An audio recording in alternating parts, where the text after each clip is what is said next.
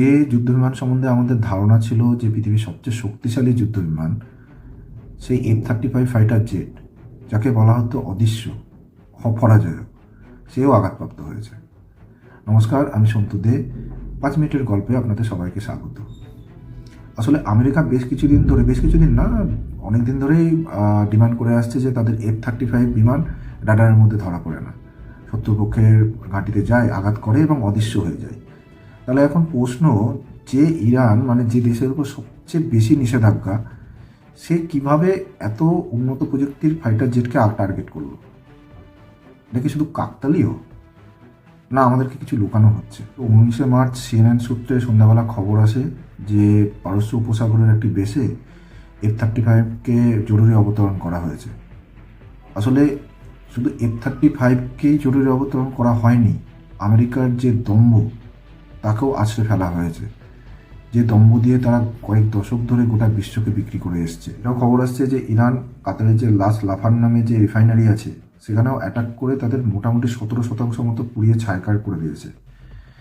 আর এটা কোনো সামান্য ব্যাপার নয়, কারণ তাদের সিওই বলছে এই যে ড্যামারেজ, এটা ঠিক করতে মোটামুটি 3 থেকে 5 বছর সময় লেগে যাবে। কত কোটি টাকার ক্ষতি সেটা আইডিয়াও করা যায় না। ওদিকে ইরান তাদের কিছু ভিডিও প্রকাশ করেছে যেখানে দেখা যাচ্ছে যে তাদের যে গ্যাস ফ্যাক্টরিগুলো আছে বা রিফাইনারিগুলো আছে, সেগুলো আগের মতোই ঠিকঠাক চলছে। তাহলে কি এই ভিডিওর মাধ্যম দিয়ে ইরান বার্তা দিতে চাইছে যে তাদের প্রতিবেশী প্লটগুলোকে ব্যবহার করে অত সহজে অ্যাটাক করা যাবে না ইরানের উপরে? কারণ ট্রাম্পের যে লেটেস্ট ইন্টারভিউগুলো এসছে এরপরে, সেখানে উনি বলেছেন যে এরপর থেকে কোনো রিফাইনারির উপরে অ্যাটাক করবেন না। তাহলে কি ট্রাম্প ভয় পেয়েছে? একটা F-35 মতো যুদ্ধবিমান তৈরি করতে ভারতীয় মুদ্রায় প্রায় 900 কোটি টাকার মতো খরচা হয়, আর এটি তৈরি করে আমেরিকার লকহিড মার্টিন কোম্পানি। আর এই যুদ্ধবিমান নিয়েই তো ট্রাম্প তথা আমেরিকার তো গর্ব।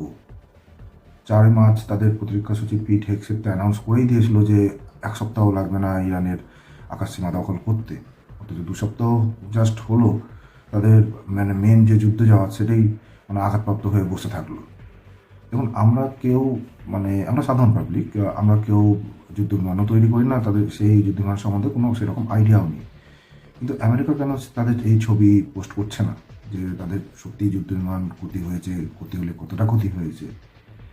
করবে না, কারণ তারা ভয় পাচ্ছে যদি এই ছবিটা বিশ্বের কাছে চলে আসে, তাদের যে দোকান, অস্ত্র ভাণ্ডারের যে দোকান, সেটা অনেক পরিমাণে ক্ষতিগ্রস্ত হতে পারে। এই প্রশ্নমান অ্যাকচুয়ালি ট্রাম্প তথা আমেরিকা সরকারকে সেইভাবেই তাড়া করবে, যেভাবে অপারেশন সিন্দুরের সময় আমাদের মানে ভারত সরকারকে রাফেল নিয়ে তাড়া করেছিল। অ্যাকচুয়ালি আনুষ্ঠানিকভাবে আমরা কোনোদিনই জানতে পারিনি যে কটা রাফেল বা কটা যুদ্ধবিমান অ্যাকচুয়ালি ক্ষতিগ্রস্ত হয়েছিল। তো এখন এই প্রশ্নগুলো ট্রাম্প সরকারকেও মানে আমেরিকা সরকারকেও করা উচিত, কারণ তারা বারবার খোঁচা মেরে বলেছে যে অপারেশন সিন্দুরের সময় এত কটা যুদ্ধবিমান ক্ষতিগ্রস্ত হয়েছে। কাকে বলেছে, কোন দেশকে উদ্দেশ্য করে বলা হয়েছে, সেটা খুব ভালো করেই আমরা বুঝতে পারি। তাহলে আমেরিকা সরকারকে এখন কোশ্চেন করা উচিত যে তাদের কটা যুদ্ধবিমান ক্ষতিগ্রস্ত হয়েছে, বা ইরান কি বাই চান্স F-35কে আঘাতপ্রাপ্ত করতে সক্ষম হয়েছিল না, তাদের কাছেও সেই টেকনোলজি চলে এসেছে যে তারা F-35-এর মতো মানে হাই টেকনোলজির যুদ্ধবিমানকেও তারা রাডারের মধ্যে আনতে পারে। এই প্রশ্নের উত্তর অবশ্যই সময় বলবে।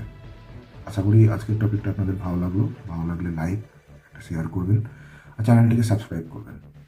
নমস্কার।